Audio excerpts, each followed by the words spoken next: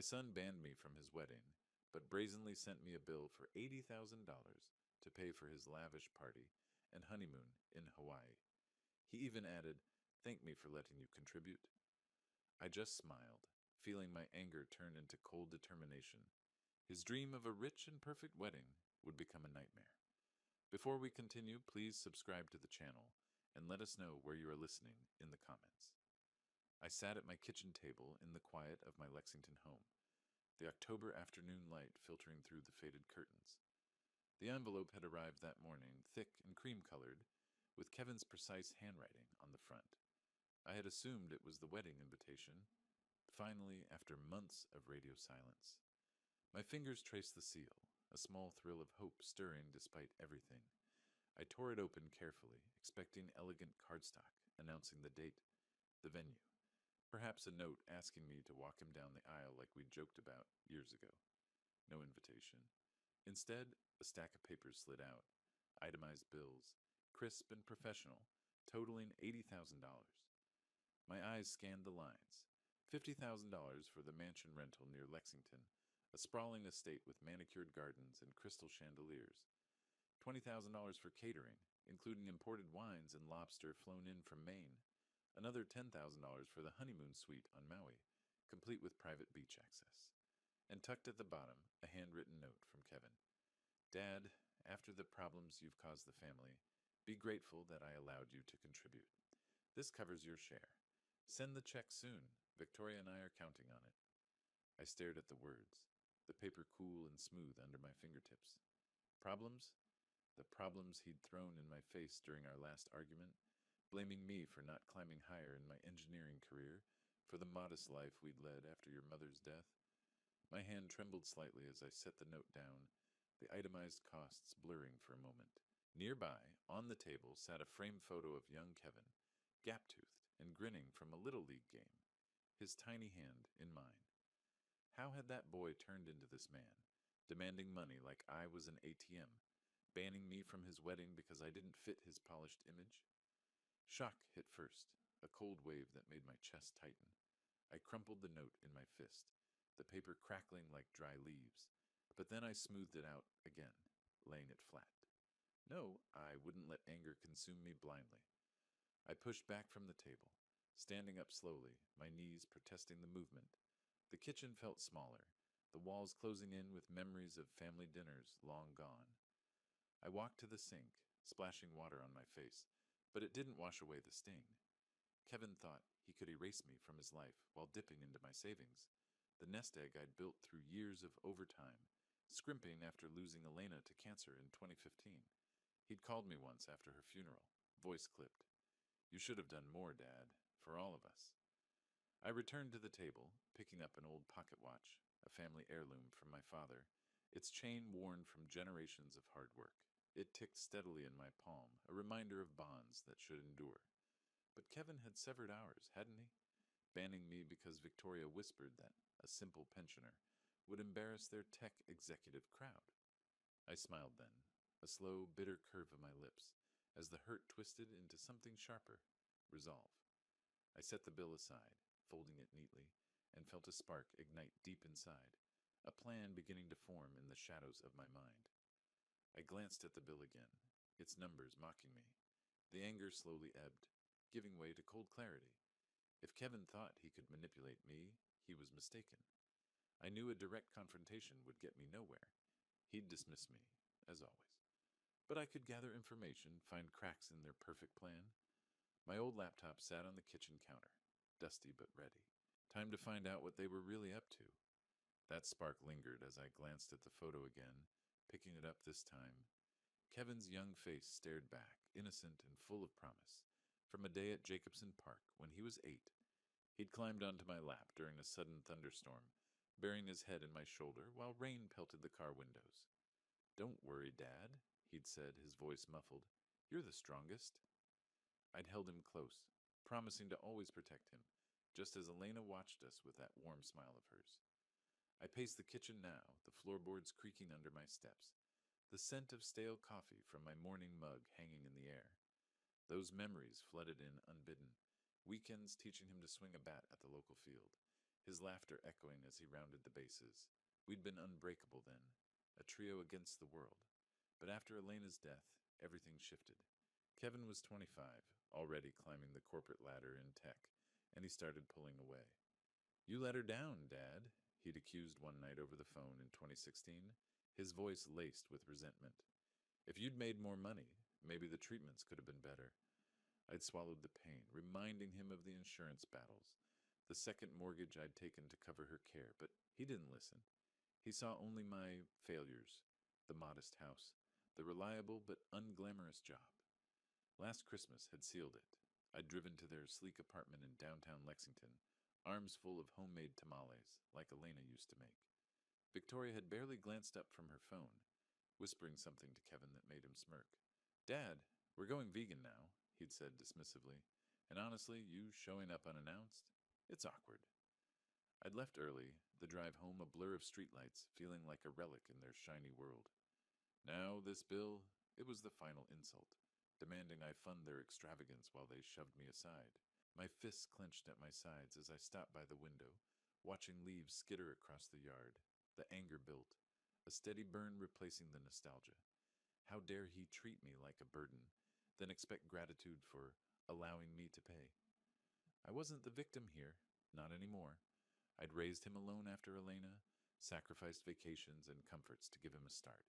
And Victoria, with her designer bags and social media boasts, enabling his greed. No, this betrayal demanded consequences. I vowed then, silently but fiercely, to turn their perfect day into a lesson they'd never forget. Rain began to patter against the glass, mirroring the storm inside me, and I turned away, my resolve hardening like steel. A momentary doubt flickered. Was I too old for this fight? But I pushed it aside. Justice wasn't about age, it was about dignity. With that thought, I reached for my laptop on the counter, the cool metal grounding me as I prepared to dig deeper. The laptop hummed to life in the dimming light of the room, its screen casting a blue glow across the cluttered table. I settled into the chair, the rain now a steady drum outside, and opened the browser with purposeful clicks. Kevin's social media profiles were private, but Victoria's wasn't. She loved flaunting their life. I scrolled through her posts, each one a stab. "Can't wait for our dream wedding at the Ashford estate. Blessed trusts, luxury living."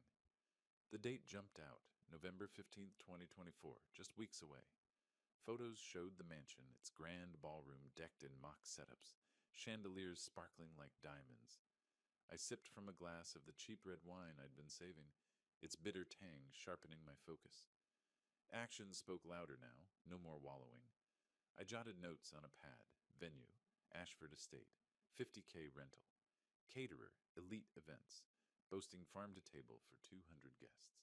Photographer, some high-end pro named Lila Voss, her portfolio linked in Victoria's comments. "Gorgeous shots, incoming," Victoria had captioned, with heart emojis. Internal debates raged in my mind. Should I confront him directly? No, that would give him the satisfaction of dismissal. Better to undermine from the shadows, make him feel the loss of control he so feared. Tab after tab opened. Wedding planner Mark Brennan's site, his bio touting seamless events for discerning clients. A mutual contact on LinkedIn confirmed he was handling it. An old colleague of Kevin's had liked a post about the booking. Honeymoon details trickled in from a travel agency's promo. Maui Resort, Overwater Bungalow, all funded by that bill they'd sent me. My anger flared anew at a video Victoria shared, her trying on a gown, Kevin grinning beside her. "Daddy's paying for the party. Indirectly," she'd joked in the comments, a winking emoji following. Indirectly? The audacity fueled me. I cross-referenced vendors, building a list. Florist, DJ, even the limo service. The extravagance was staggering, far beyond what Kevin's salary could cover without my contribution. A hesitation crept in. Was this revenge too far, risking what little family tie remained? But then I recalled his note again, that condescending privilege, and the doubt vanished. This was about self-worth, teaching him that greed had repercussions. My hands steadied on the keyboard as I found Mark Brennan's contact number, the planner at the heart of it all. With a deep breath, I decided, time to make the call, to start unraveling their perfect tapestry. thread by thread. I picked up my phone, fingers hovering over the dial pad. The phone rang twice before a polished voice answered, smooth as polished marble. Mark Brennan Events. This is Mark speaking.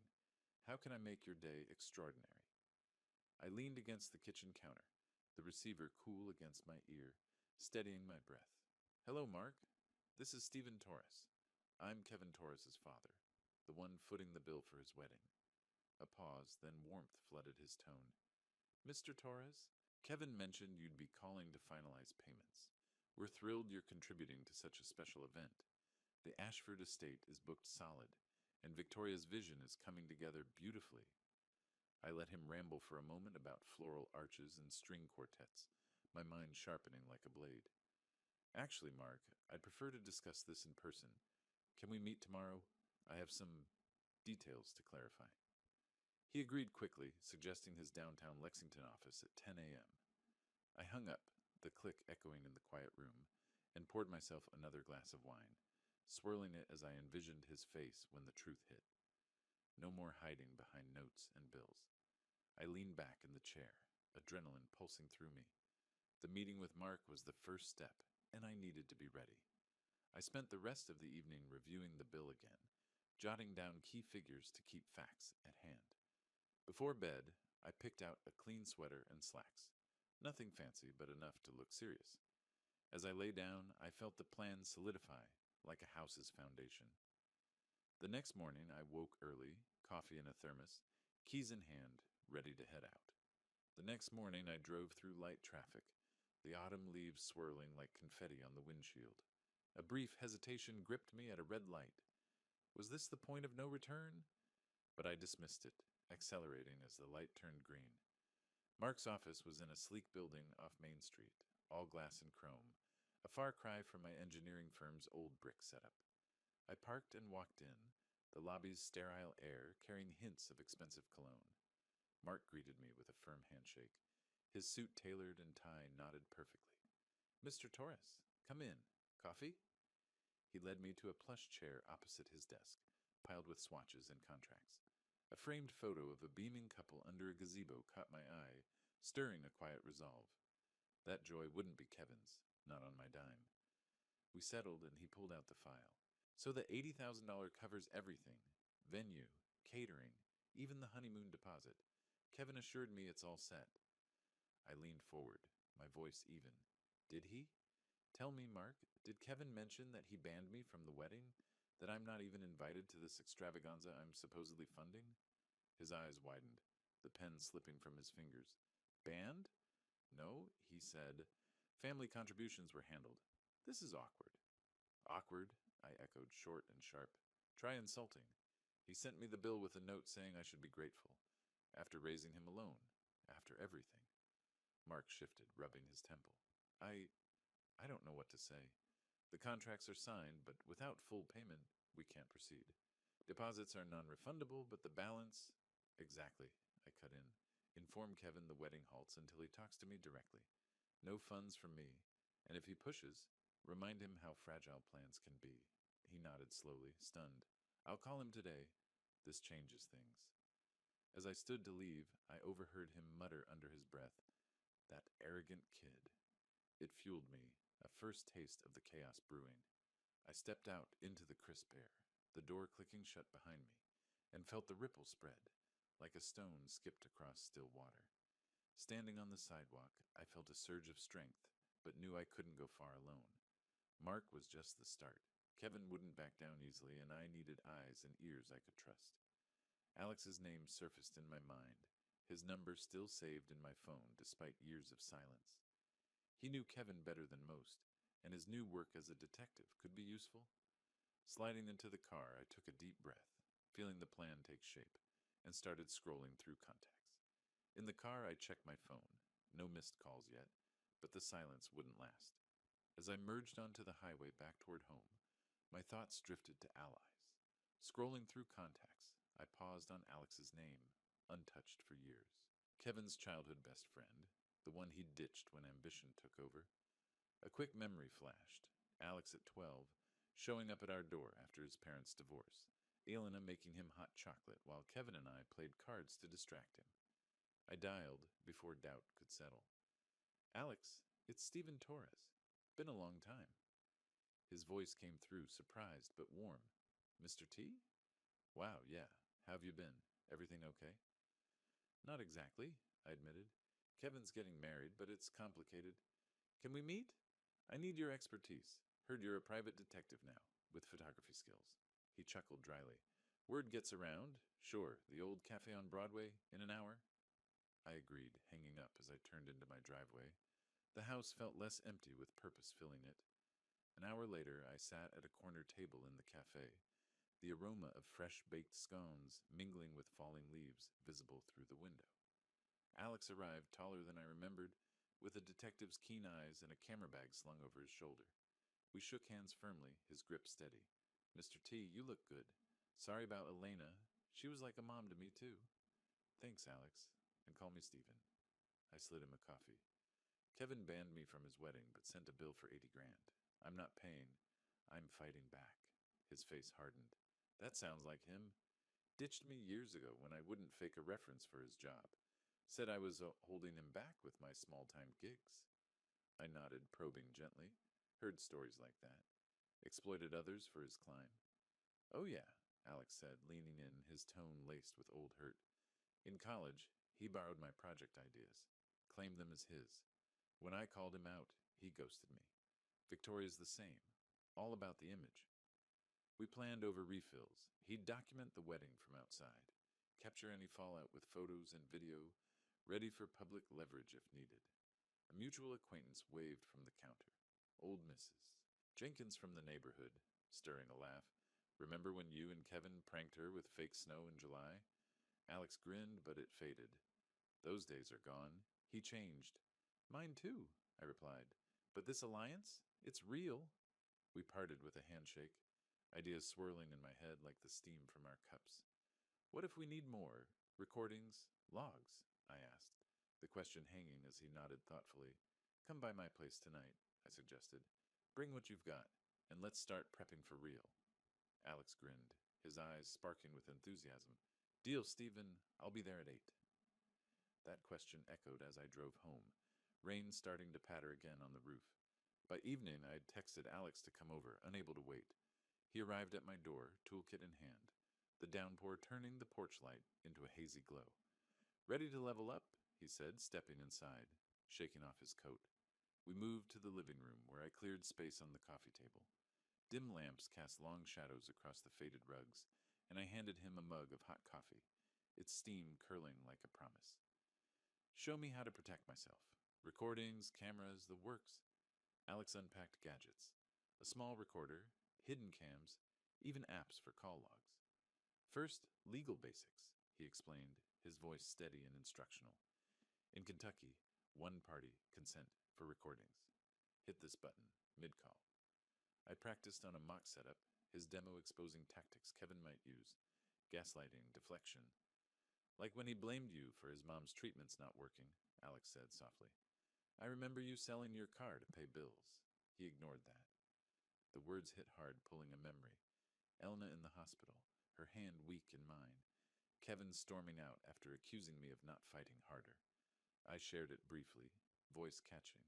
She deserved better from all of us. You gave everything, Alex replied, his intonation gentle yet firm. I owe you. After my folks split, you let me crash here, tutored me in math. Kevin laughed it off, called me weak. We toasted quietly with our mugs, to justice, not revenge. He walked me through camera placement. Angle it here for the door, catch his faces clear. I tested one, the feed crisp on my phone, a surge of strength rising as the image stabilized. But as the device hummed, a new thought intruded. What if Kevin called tonight, sensing the shift? Kevin didn't call that night, but I knew the silence wouldn't last. The next day passed in tense anticipation. I checked my phone, tested the cameras, took a walk around the block to calm my nerves. Every car passing by made me flinch, thinking it was him. By evening, I was on edge when the phone finally buzzed, his name flashing on the screen. The device hummed softly in my palm, its green light steady, when my phone buzzed on the table, slicing through the evening quiet like a knife. I was midway through brewing tea, the kettle just starting to whistle, steam curling up in lazy wisps. The screen lit up. Kevin. I let it ring, watching the vibrations skitter the phone across the wood, a chill draft from the window echoing the tension knotting my gut. It went to voicemail, then buzzed again. Victoria this time. I ignored that too, pouring hot water over the tea bag, the aroma of chamomile grounding me as I recalled Alex's advice. Record everything. Their words will be your ammunition. A few days had passed since our session, filled with quiet preparations, installing apps, testing angles in the house, even a walk around the neighborhood to clear my head. But now the storm was breaking. The notifications piled up. 3 voicemails, texts flashing urgent. I sat at the kitchen table, the dim overhead light casting shadows on the walls, and played the first one, finger hovering before pressing. Dad, it's Kevin. There's a misunderstanding with the payments. The planner called, said you pulled out. Call me right away. We need to sort this. His voice started to compose, but an edge crept in like gravel underfoot. I replayed it, noting the panic bubbling beneath. Misunderstanding? As if his bill and ban were accidents. The second, Stephen, Victoria here. Kevin's upset. The vendors are threatening to cancel without your contribution. Don't do this. It's petty. Her tone clipped, superior, like scolding a child. Petty. The word stung, but I smiled faintly, sipping my tea. Alex had warned of this. Desperation masked as accusation. The third voicemail came from Kevin again, urgency ramping. Dad, seriously, pick up. Everything's falling apart. You owe us this after everything. The pause hinted at old grudges, his breath heavy. I listened twice more, analyzing the rising pitch, the implied threats. Rumors must be spreading. Mark had done his part. Then a call from an old mutual friend, Mrs. Hargrove from down the street, her voice hesitant when I answered briefly. Stephen heard whispers at the club. Kevin's wedding troubles, people saying money issues. Hope you're okay. Her words sparked a twist. Public whispers already? I hadn't expected the ripple to reach so far so fast. It fueled me, a surge of control after years of being sidelined. But as I set the phone down, another voicemail pinged in, Kevin's voice cracking this time. If you don't fix this, you'll regret it. The threat hung there, replaying in my mind as I stared at the screen. That threat echoed as the phone rang again the next evening, insistent like a heartbeat, in the living room where I paced, the recorder app open and ready. I gripped the device tightly, letting it ring 4 times before answering, a deliberate pause to unsettle him. Hello, Kevin? Dad, finally. What the hell is going on? Mark says you refuse to pay. You're sabotaging our wedding, his accusation burst out, voice pitching high with frustration. I breathed steadily, the carpet soft under my feet. Sabotaging? You banned me. Sent a bill like I was a sponsor, not family. Remember your note? Be grateful. A beat of silence, then he exploded. That was... Look, it's not like that. Victoria's friends, the crowd, you're retired, Dad. It wouldn't fit. But the money? You owe it. After Mom, after the struggles you caused? The jab at Elena twisted like a thorn, but I stayed calm, recording every word. Oh, we? I raised you alone, sold what I had for her care. You blame me then, ignore me now. No, Kevin, no payment. You're ruining everything, he shouted, the words raw. Victoria's furious. The caterers want deposits. The estate's holding the date but threatening fees. Fix it. I paused, drawing strength from the pocket watch on the side table, its tick a reminder of enduring dignity. Fix what you broke. Talk to me like a son, not a banker. Then Victoria's voice cut in. Speakerphone, I realized. Stephen, this is ridiculous. We're building a life. Your pettiness could cancel it all. Think of the embarrassment. Her interruption spiked the tension, her tone laced with disdain. Embarrassment? Like banning your father-in-law? I think of the bill you sent. The honeymoon you expect me to fund while excluding me? Yeah, Kevin jumped back in, defensive. It's duty, Dad. Family contributes. Admit it. You're jealous of my success. The admission slipped out, jealousy as his excuse, and it hit like a revelation exposing his ego. I countered firmly. Success built on using people? Not anymore. The line crackled with his heavy breathing. You'll regret this. We're done. He hung up abruptly, the silence ringing in my ears. his words echoing as a key slip, a vulnerability laid bare that sharpened my resolve. That vulnerability lingered in my thoughts as I paced the hallway, the house quiet except for the faint hum of the fridge. Moments later, a text alert chimed. Alex, update, vendors demanding payment. Rumors flying at the estate. Photos incoming. I opened the attachment, blurry shots of workers pausing setups, a florist van idling uncertainly. The images fueled me, but then Kevin's texts flooded in. Selfish old man, destroying our day over ego. Short, stabbing accusations glowing on the screen. I scrolled, heart steady, when the neighbor's call came. Mr. Ellis, from across the fence. Stephen, saw Kevin yelling at a delivery guy yesterday. Rude as hell, demanding discounts like he owned the place. His voice gruff, supportive. Heard about the wedding mess. If you need backup, I'm here. Remember how he snubbed us at the block party? Acted too good. I leaned against the wall, phone to ear. Thanks, Ellis. What exactly happened with the delivery? He chuckled dryly. Guy dropped off invitations or something. Kevin berated him for a crease, said, Do you know who I am? Victoria just watched. Folks are talking. Vendors pulling out. The anecdote painted Kevin's arrogance vivid, a snub echoing his treatment of me. Appreciate the intel. Keeps me going. No problem, Ellis replied, warm. You've got community here. He doesn't. We hung up, and I texted Alex back. More from neighbor. Kevin's alienating everyone. His reply, perfect. Escalation incoming. Preps faltering. But as I set the phone down, a new text from an unknown number popped up. Perhaps a vendor, hinting at deeper trouble. Mr. Torres, wedding cancellation fees. The words trailed, spiking a fresh wave of urgency, as the ticking clock on the mantel seemed to count down to something inevitable. The gray light of dawn seeped through the curtains on November 15th, 2024, the wedding day, as rain began to patter against the window panes like impatient fingers. I'd woken early, the ticking clock from the night before still echoing in my ears, a reminder of the urgency building over the past week.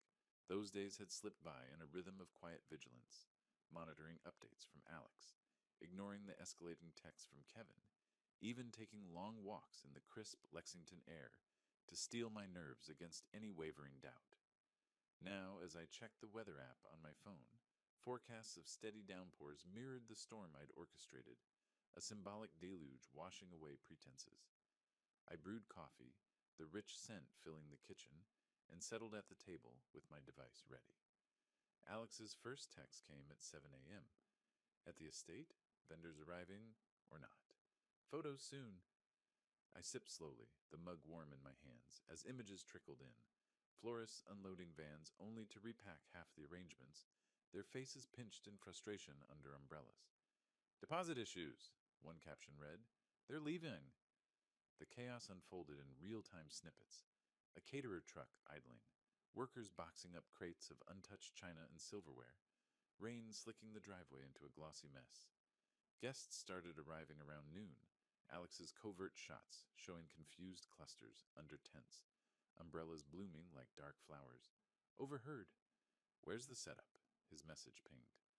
I ignored a flurry of calls from Kevin, the phone vibrating like a trapped bee on the table. Voicemails piled up. I played one, his voice frantic. Dad, send the money now. Everything's falling apart. The estate manager's threatening to shut it down. The desperation cracked through, a far cry from his earlier arrogance. More photos. The grand hall half-dressed, chairs scattered haphazardly, no sign of the string quartet. Then, a shot that twisted something inside me.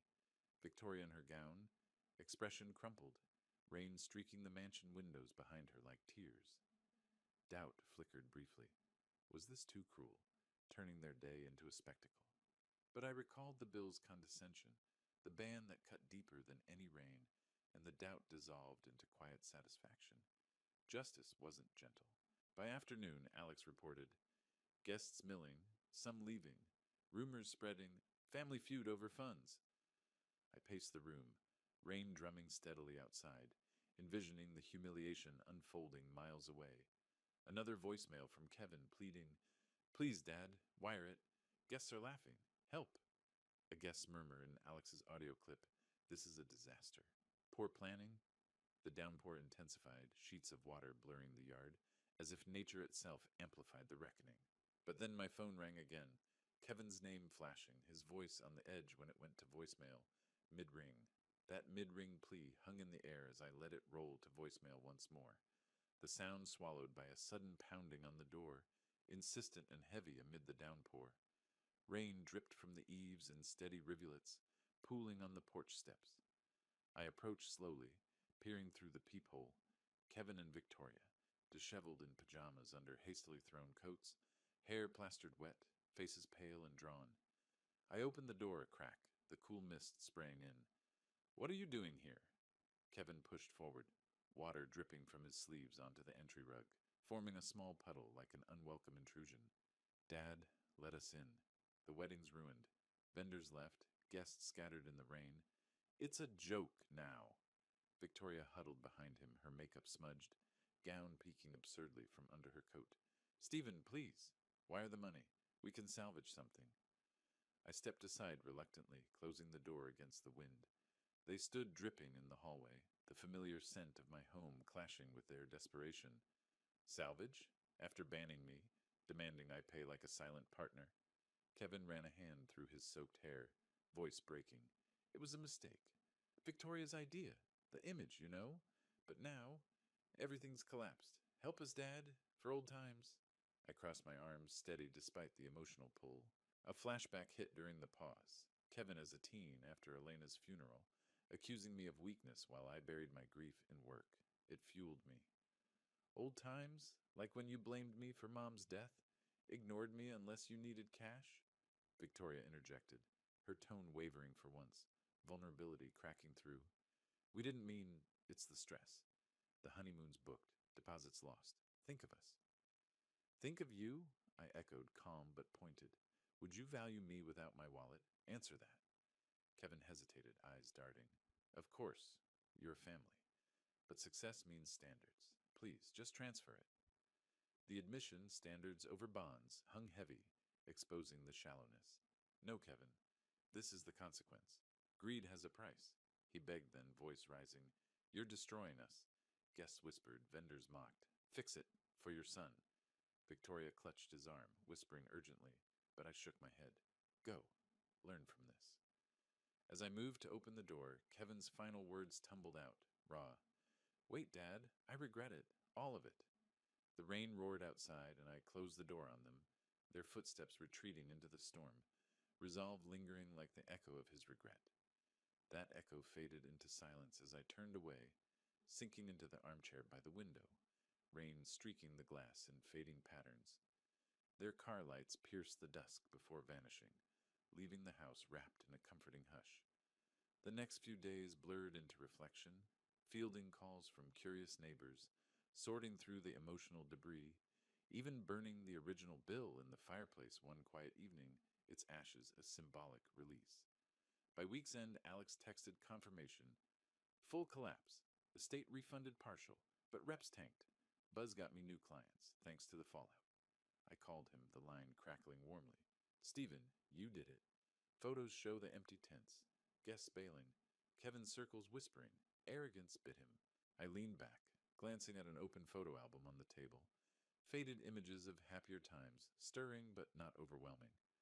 "Appreciate your help, Alex. Feels freeing." He laughed lightly.